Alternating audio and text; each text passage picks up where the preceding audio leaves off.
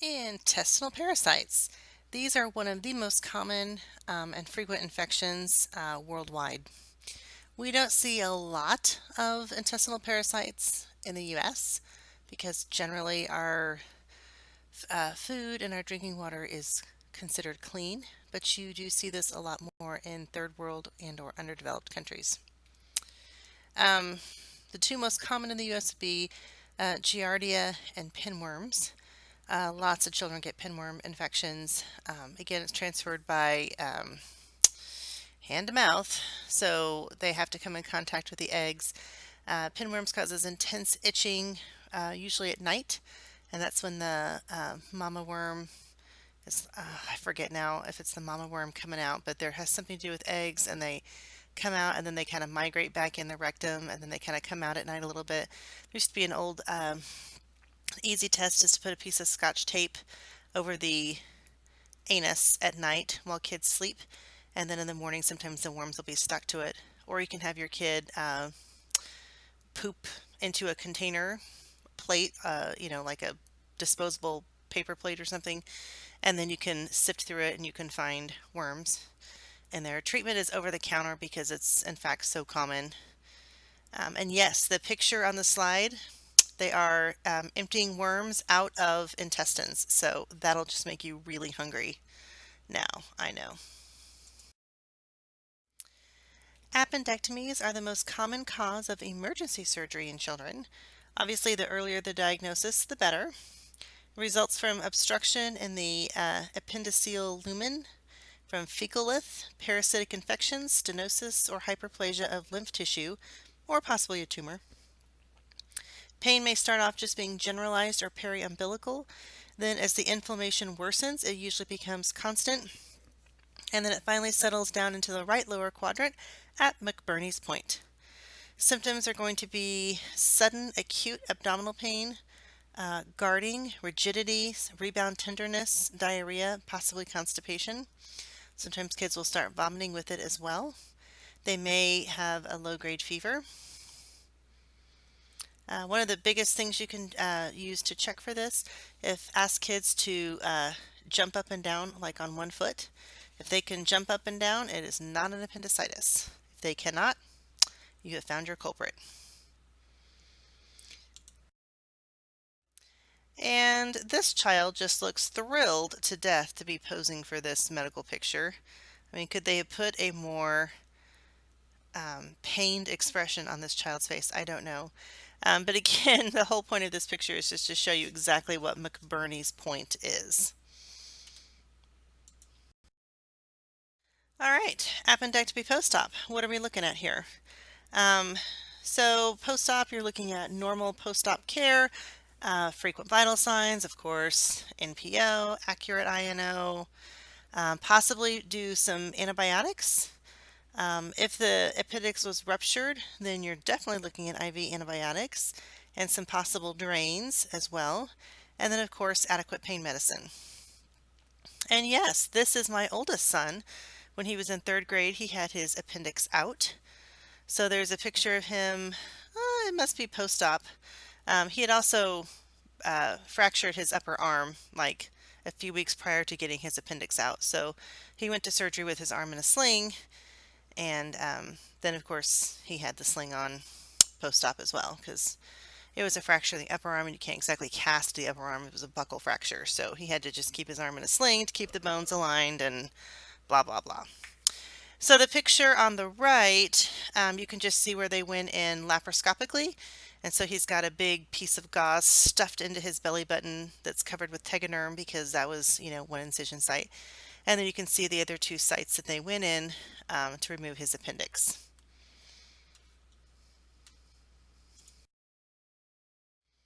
All right, changing gears here now. Now we're going to start talking about some structural defects. Cleft lip and palate is one. Cleft lip with or without the cleft palate is the fourth most common birth defect. It is more common among Native Americans and Asians than among Caucasians, and even less common in Black people. It is more common in families with a history of clefts, and it is typically associated with some type of syndrome. It can occur by itself. There seems to be a connection with folic acid, and in 1996 the US started fortifying all bread and cereal with folate to reduce neural tube defects, and as a bonus, this was reduced as well. Yay!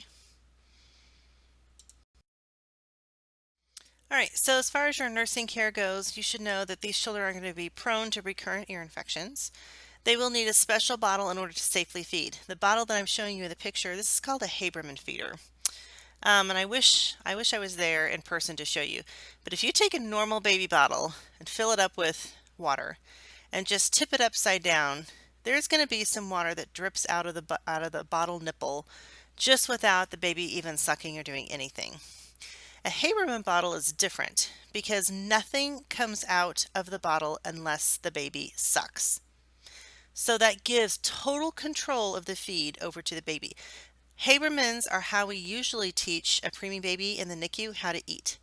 Habermans come, as you can see, there's the bottle, and then inside that around that where that yellow collar is on the bottle, there's a special valve.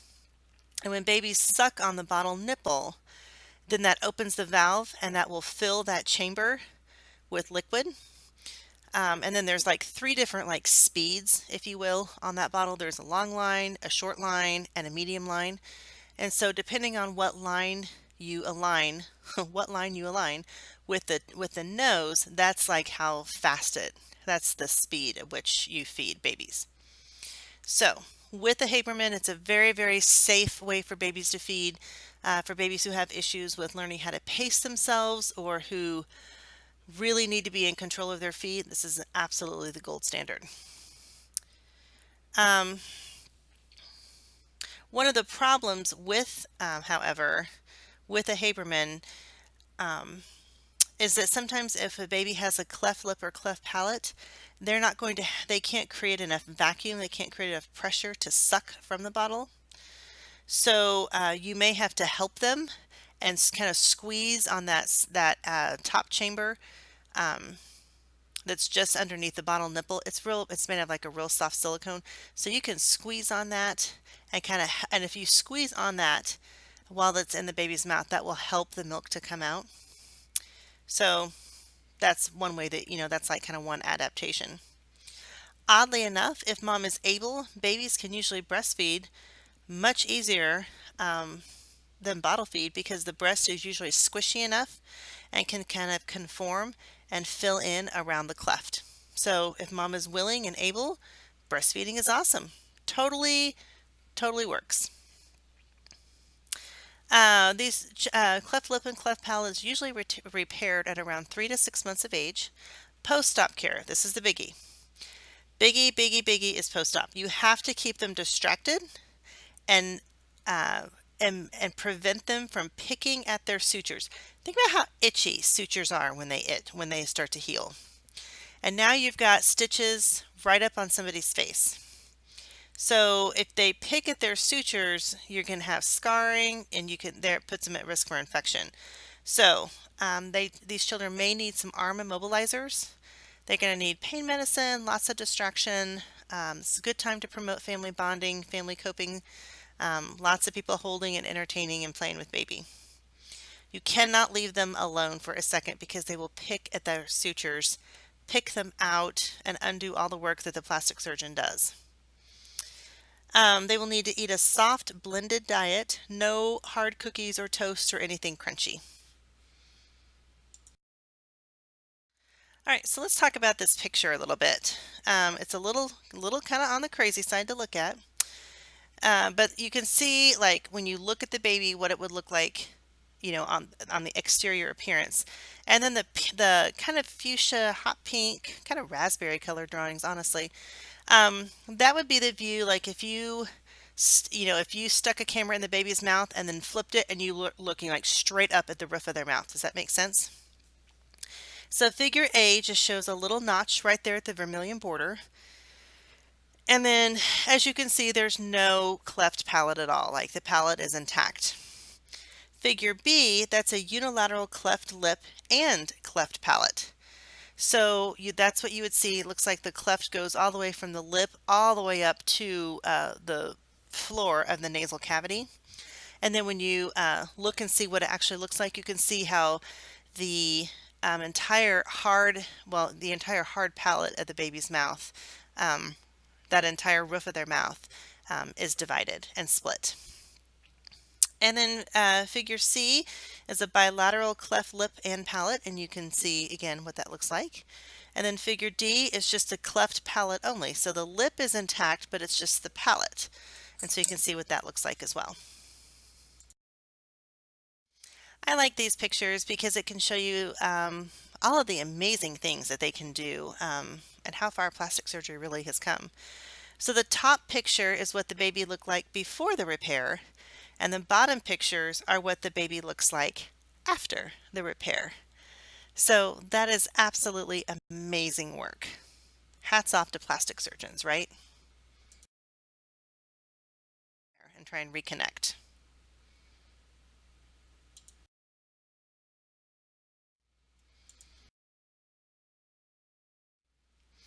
All right, so the clinical manifestations, your 3 hallmark characteristics would be the choking, coughing, and cyanosis. Excessive drooling. Ooh, pop quiz. What does excessive drooling remind us of? Epiglottitis. Yes, you are right. Respiratory distress during and after feeds. Aspiration pneumonia, apnea, abdominal distension. All right.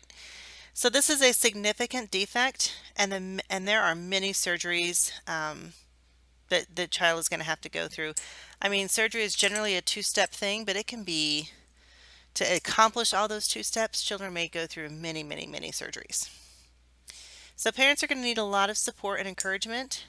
Make sure you are always truthful to them and honest, and offer them as much information as you can. Pre-op, your pre-op and your post-op nurse. All right, let's talk about pyloric stenosis now. This is another defect, also occurs in boys more than girls. About 4-to-1 actually is your ratio. Results from, well, you can read through your slide, never mind. There's also an increased incidence in the firstborn white male child of the family. Why? I don't exactly know, but there is. There tends to be a family history of the disorder. Hypergastrin is thought to play a role in the development of pyloric stenosis. So what you end up with is hypertrophic obstruction of the circular pyloric sphincter muscle. Okay, so if you look into figure A, you can see how that happens. You see all that black muscle that's been drawn in around the sphincter muscle. Yeah, that is pinching it off, holding it closed. It's not going to let anything through. It's hypertrophic obstruction. So the muscle that surrounds the pyloric sphincter, sorry, I jumped ahead and tried to explain it without my notes, basically grows too big. It hypertrophies. Basically obstructs the outlet of the stomach to the duodenum. Then the lumen becomes inflamed and edematous, which just makes it worse. Over time, as the baby eats, the vomiting becomes worse and more forceful until dehydration occurs.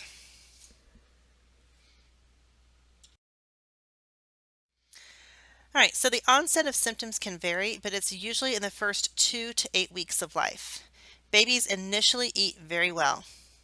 They do. Nothing seems to be amiss at all.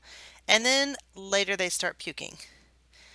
Different formulas are usually tried, and reflux medicine is usually started because reflux is suspected. However, as the stenosis worsens, then pretty soon you get projectile vomiting that begins, and the baby starts losing weight and becoming dehydrated. And by projectile vomiting, I mean they puke, and it's like something from The Exorcist. The formula like literally arcs out of their mouth and like will hit the wall across the room. Like it is projectile. I just want to give you guys a very clear image of projectile vomiting. Surgery is done as soon as the baby is rehydrated and electrolytes are balanced again. They can do the surgery open or they can do it laparoscopically. Obviously, laparoscopically is better. But they will split that pylorus muscle to allow passage of food to go through. Post-op, as soon as babies wake up after surgery, then they start drinking Pedialyte. They can go home within 24 hours on full feeds again. So They generally do very well. Your post-op nursing care, again, be assess bowel sounds, monitor vitals, maintain fluid balance and electrolyte needs, minimize weight loss, prevent infection. Are you guys catching on? Like pre-op and post-op nursing care, especially post-op nursing care, it's all kind of the same. In case you guys haven't figured that out, you're always monitoring for signs and symptoms of infection. You're always monitoring vitals. You're always monitoring fluid status. You're always monitor, monitor, monitor. I know. It's all the same. Make it easy on yourself.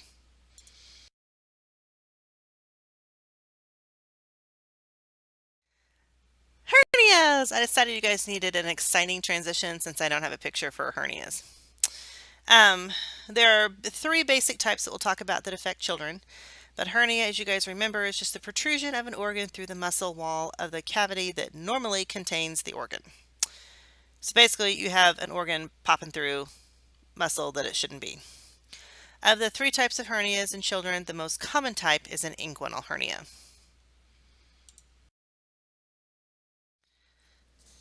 All right, so with inguinal hernias, they're often painless. There's often painless inguinal or scrotal swelling of varying sizes that occurs when the abdominal contents extend down into the inguinal canal. For babies who have inguinal hernias, they like to wait until the child is at least 3 months old because of the risks with anesthesia.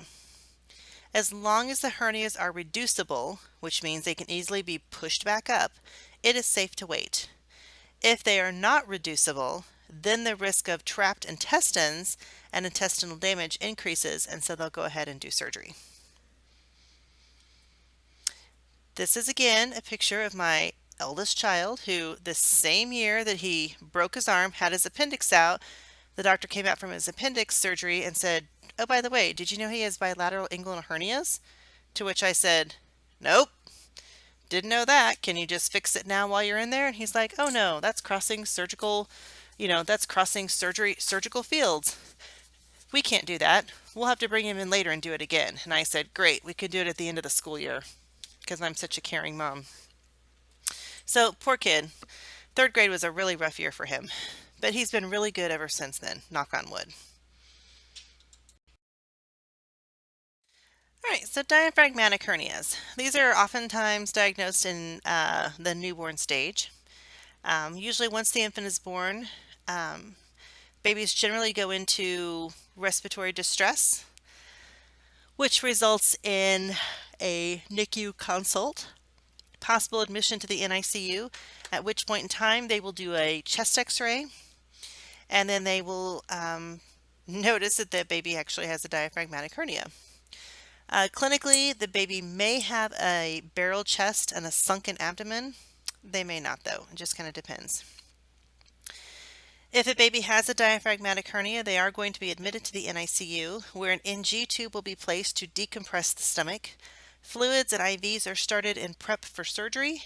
Babies will be NPO, and they will require intubation and a ventilator for adequate oxygenation. This is a life-threatening problem. These babies go to surgery ASAP.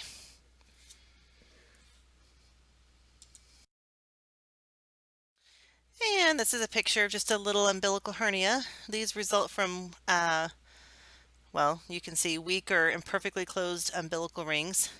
And then you have a little bit of omentum or small intestine that will pop upwards when the baby strains or cries. These are very common in children. You see these a lot of times in babies. It's much more common in African American children than in white children, and I have no idea why. All right, now we're going to talk about some cool structural defects. These are called omphalocele. Now we talked about omphalocele a little bit back in the OB course. I'm sure I mentioned it in the NICU chapter.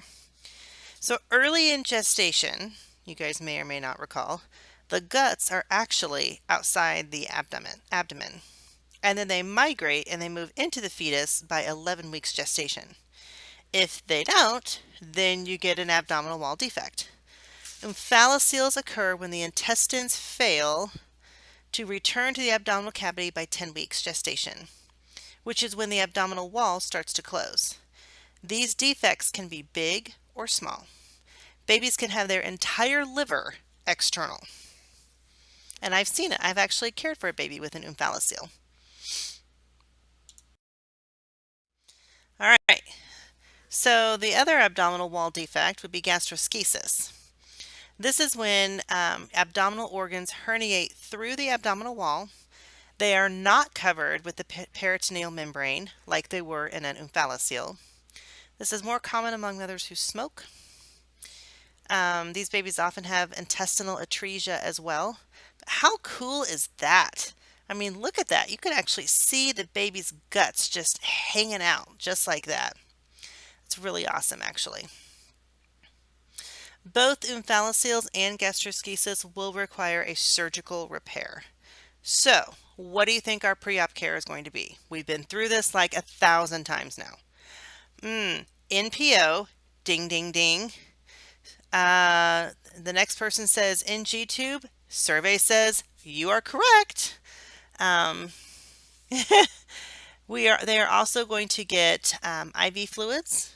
They're going to have to be intubated. Post-op care, what are we watching for? We're watching for the return of bowel sounds.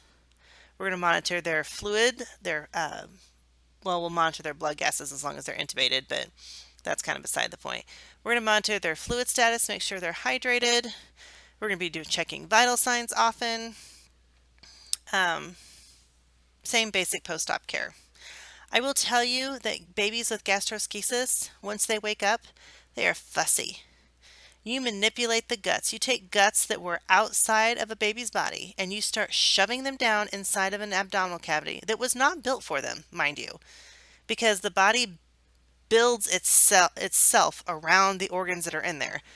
So you take an abdominal cavity that is probably, if it's big enough to house all the guts, it's going to be a really tight fit. And you stuff guts that are all the way back in there, and you cover them up, and you fill up their gut with their guts.